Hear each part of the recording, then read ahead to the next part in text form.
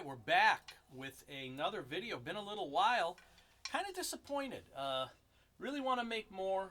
The channel seems to be growing, and I haven't made enough videos to feed the hunger, let's just say, that's out there. So I'm really going to try to do more. I really kind of want to grow the channel. So if you haven't liked and subscribed, I think I've got about 1,200 subscribers. I'd really like to get to 2,000.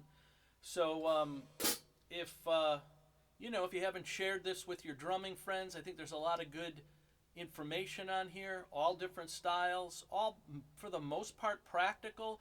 I try to keep it practical and not just come on here and play as fast as I can and play my paradiddles as fast.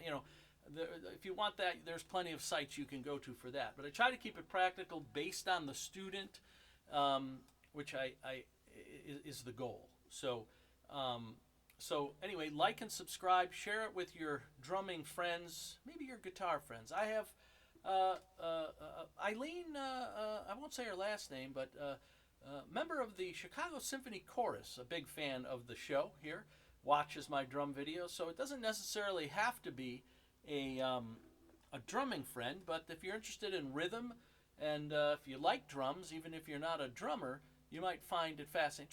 Try to make you giggle a little, maybe a laugh every once in a while. Hang on a minute. Which is part of the fun. Try not to be too dry and boring, and we'll see what happens. So this next video is a video that I had no intentions of doing. Again, came from a listener. I only have a couple of letters of his email, so I don't know his first name. I should have probably asked him for it. But anyway, he liked my John Bonham video explaining the rock and roll ending, and that's easily my most popular video I've ever made. I encourage you to check out some of the other ones. There's a lot of other ones. I think the Dave Weckl Rumble one is really good. Done some recent Gene Krupa ones that I really like. So you get everything. You get big band, you get prog rock, you get Zeppelin, you get Latin. I did a Sango thing not that long ago. So it's not your typical drum video. And then I have technique videos. I have a great video based on right hand lead exercises, which was a sort of a very important one for me becoming a better player. So I've got about, I don't know if I have 80, over 70 videos. But again, I'd like to get up to 100 real soon, and I'd like to get to 2,000 subscribers. So like and subscribe, share with your friends. And this is why you want to like and subscribe and share, because I do listen to the comments. And one of the comments was they wanted me to explain basically the intro to the Zeppelin tune, the Rover, which I was a huge Zeppelin fan back in high school, big fan of Bonham's playing. And this actually has some of the stuff in it, the reasons I liked him a lot.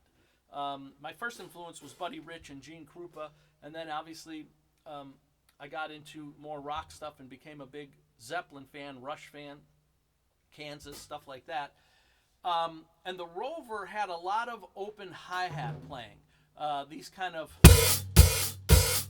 things, which from a jazz perspective, I loved all that stuff. Buddy Rich, right, played that stuff a lot. I love that whole thing. I was a big band kind of player. I'm not a big band player, but I love big band. And I love that sort of part of drumming. I think it's not utilized enough. The hi-hat, I don't know if there's a specific term, but I call it the sizzle, right?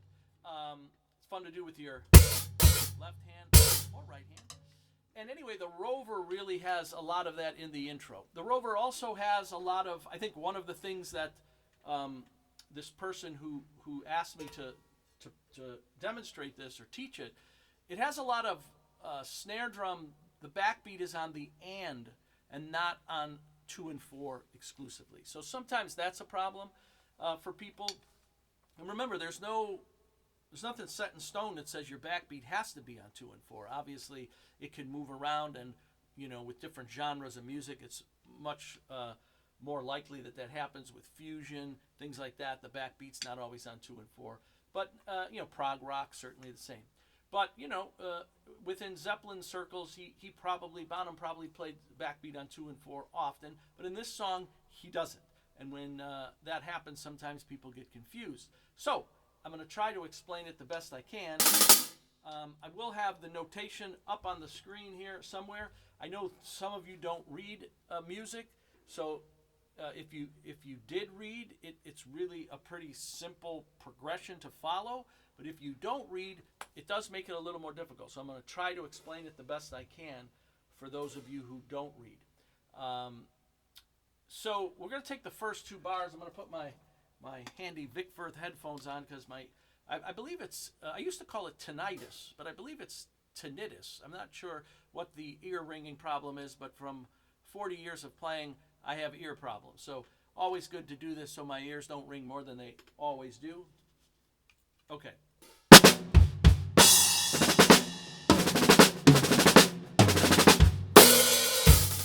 Okay, so the Rover. First 2 bars starts right off with the open hi-hat. Okay? And then he also plays these open hi-hat beats with the bass drum on the and of 3 and the and of 4. So he's already starting with this pattern. 1, 2, 3, 4, 1.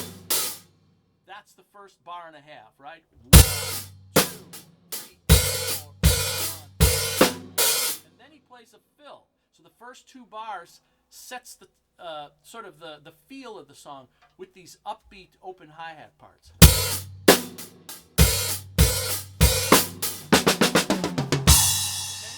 So that's the first part. One more time.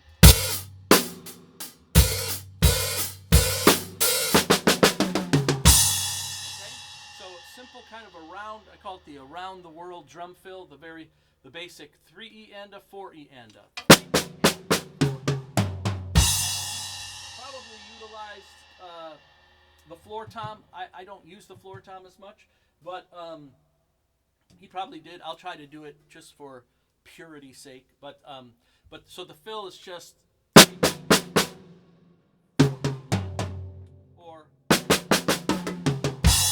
you want to do it, makes it sound good for you. Again.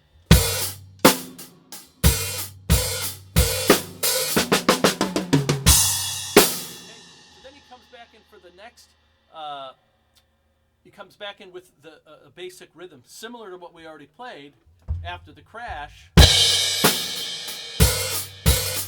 Okay, so he already has played that pattern in the intro, right, with the and of 3 and the and of 4.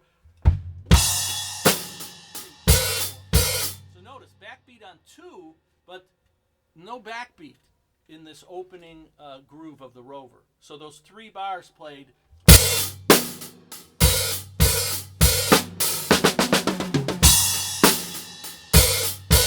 Okay, so that's the opening 3 bars. So then he goes into a little fill, and he kind of keeps this idea going. But let me look here. So again, no backbeat on 4 in this opening section. Okay, so when he comes into after the fill.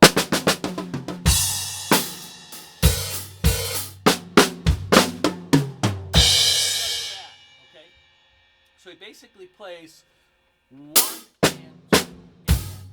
In the notation, there's a hi-hat, but it's not that necessary. But 1 and 2.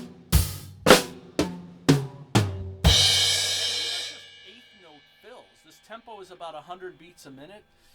1 and 2 and 3 and 4 and. So 1.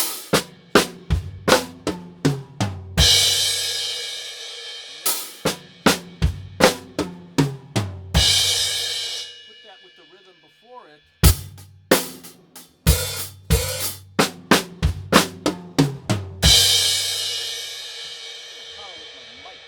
Got any suggestions besides duct tape? But again. So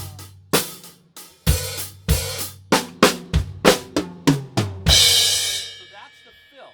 Okay. So that's the first 1, 2, 3, 4, 5 bars. Okay, from the beginning.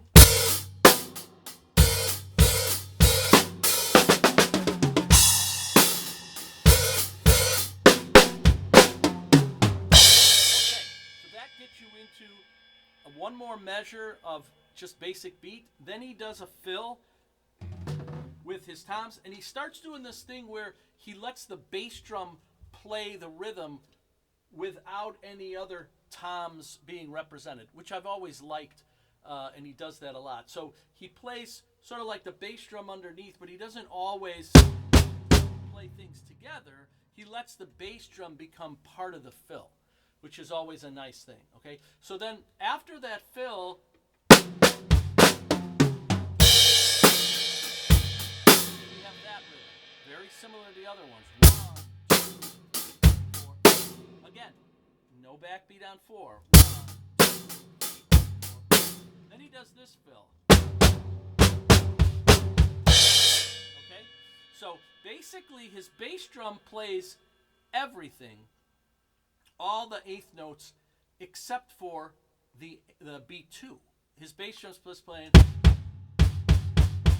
right? 1 and 2 and 3 and 4. 1 and 2 and 3 and 4. 1 and 2 and 3 and 4. And then you just play the top part. 1 and 2 and 3 and 4. Okay?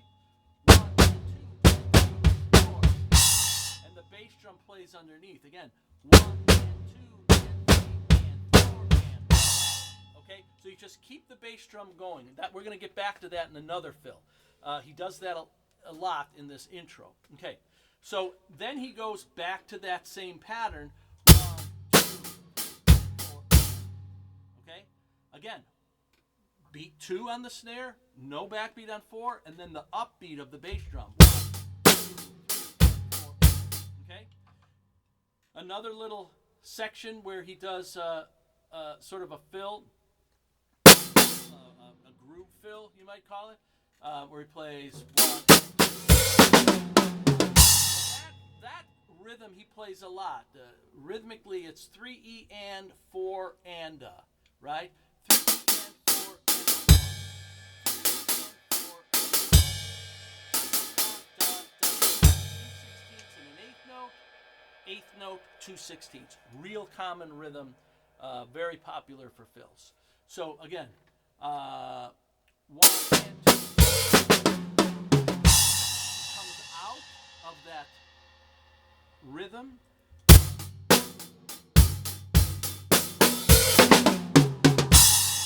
Okay, so that's that part. Then he goes into getting close to the basic groove, right? And he goes into one more rhythm part. Again, no backbeat on 4. And remember that fill, because he does it again 2 bars later. 1, 2, 3, 4, 1, 2, 3, 4. And then it sort of sets the feel up for the rest of the song. So again, that part, a little bit of a different accent pattern, right? The 2 bars of that section, 1, 2, 3, and 4, and, right? 1, 2, 3, 4, and 1, 2. So there you go. If we play that part in its entirety, I'll play it from the beginning, because then it's setting up the next section where he plays this 2-bar phrase with the accent on the and of 4. And then he plays one more fill, and that's the intro. And then we're into the song. Okay? So let's see if I could do it from the top.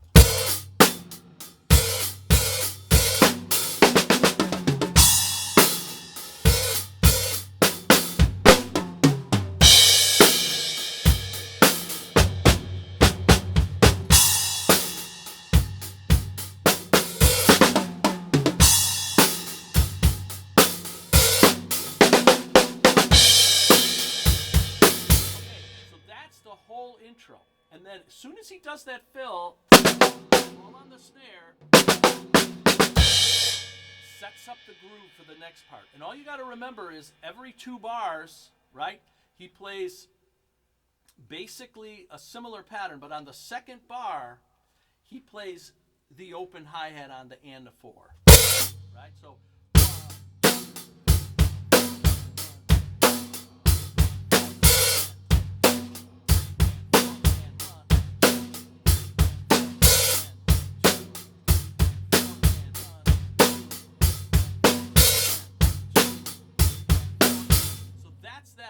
section. And that leads into the big fill, and then he goes in and he kind of continues to monkey around with some open hi-hat stuff. But for the most part, that's the intro, and that's kind of the song. If you could get the feel of him playing the and of fours, where he puts the accents in, which are great exercises anyway, just working on.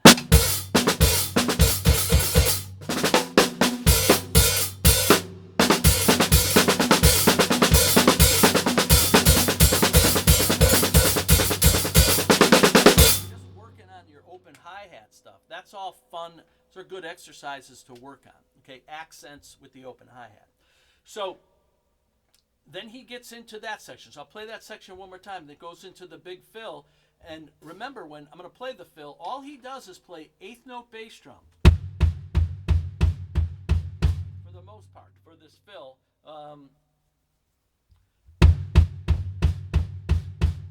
Okay, and then he does an accent pattern on top where he leaves out some notes. So we'll do that one. That'll be the last part of the video. So right now we're coming right into, sorry.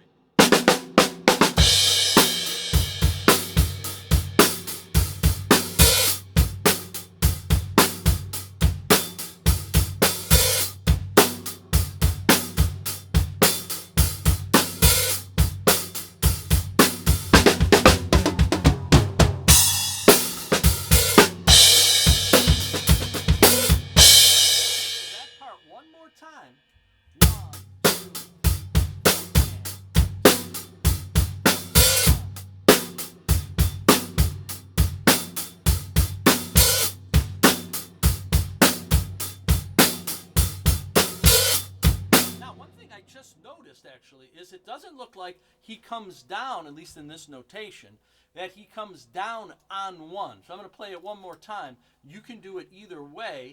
I don't think it'll take away too much of the integrity of the song, but it looks like he doesn't put his bass drum and come down with it. So I'm going to play that again. Let's play it. I'm going to play it what's notated. We'll see if you hear the difference.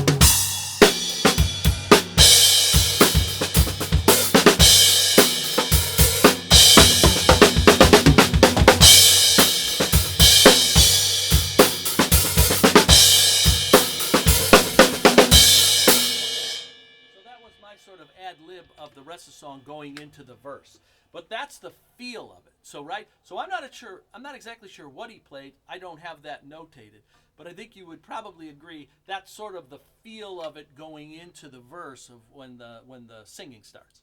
So I'll play it one more time all the way through, and that's the Rover.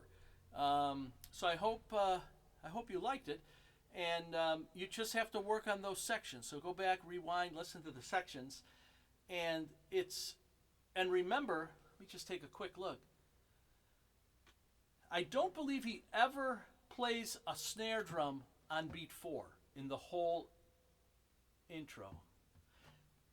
Sorry, he does after that fill. Then he goes into more of the basic rock fill. But the intro before that, he does not. So interesting, actually. Kind of interesting that he doesn't. So again, the Rover intro, about 100 beats a minute, right? 1, 2, 3. Should probably start it right. Got done telling you want to use your hi-hat, and then I hit a crash cymbal in the opening. Silly me.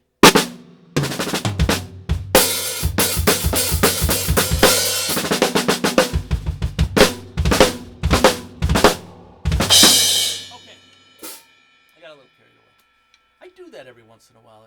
Those of you who one of the oddities of my lesson is sometimes I kind of go on a tangent, which some of you don't like, and you've made comments about the tangents, but it's just sort of my personality.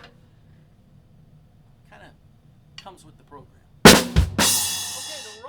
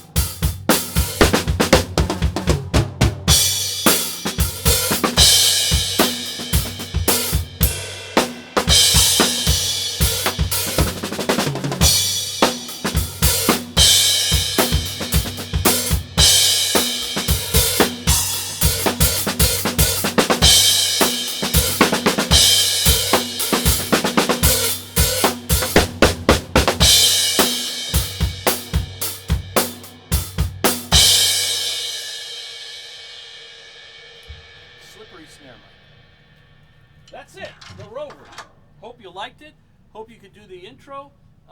Work on it slow. Remember, you have all the accents on the upbeat, and it's a little weird with the hi-hat on that one when we get past the fill.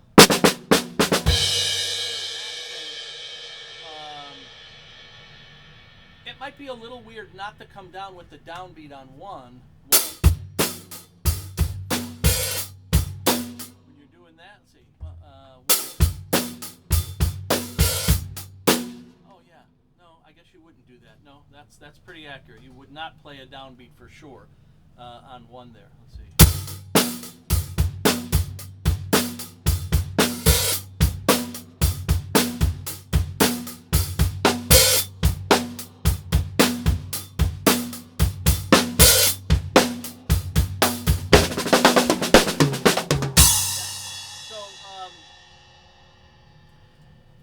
Yeah, so play it as written. I'm sure I'll have it written up here appropriately. I played it a little weird the one time. So there you go, the Rover. Nice intro, some fun drums, mainly 8th notes, some 16th notes, but a lot of 8th notes in that one. So should be able to cover that one pretty easily with a little practice. That's a good one.